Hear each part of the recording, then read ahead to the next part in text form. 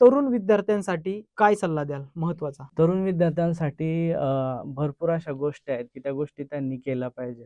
हं, हं. म्हणजे तरुण विद्यार्थ्यांनी आपला जो भविष्यकाळ आहे हं, हं. त्याच्याबद्दल अधिक विचार केला पाहिजे. हं. भूतकाळात कुठेतरी रमलं नाही पाहिजे.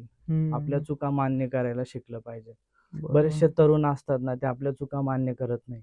हं, हं, तर ह्या आपण जर चुका करतोय, शेवटी जो चुकातनं पुढे जातो तोच यशस्वी होतो. सो आपल्या बरोबर.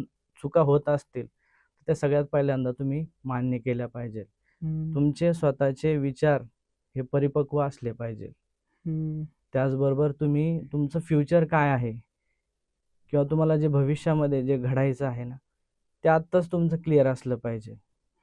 विद्यार्थी दशेमध्ये ठीक आहे टाईमपास आहे किंवा एन्जॉय केला पाहिजे. त्याच्या पण मर्यादा तुम्हाला स्वतःला कळल्या पाहिजे. हं. तुम्ही या देशाचे, या समाजाचे घटक आहात, भाग आहात. सो तुम्ही अधिक जबाबदारीने वागायला शिकलं पाहिजे. बरोबर. चुका मान्य केल्या पाहिजे किंवा मोठ्यांचा तुम्ही रिस्पेक्ट करायला शिका. ज्या हं. व्यक्तीकडनं ज्ञान मिळतंय, निदान त्याचा तुम्ही रिस्पेक्ट केला पाहिजे. बरोबर. बऱ्याचदा आपण समाजामध्ये पाहतो, की आत्ताची जी पिढी आहे ना, हं, हं. ही वयाने मोठे असलेले किंवा ज्यांच्याकडनं ज्ञान घेतोय, ज्यांना हं. आपण आपल्या आयुष्यामध्ये गुरु म्हणून मानतो. तर या सगळ्या गोष्टींचा अभाव दिसतो आपल्याला.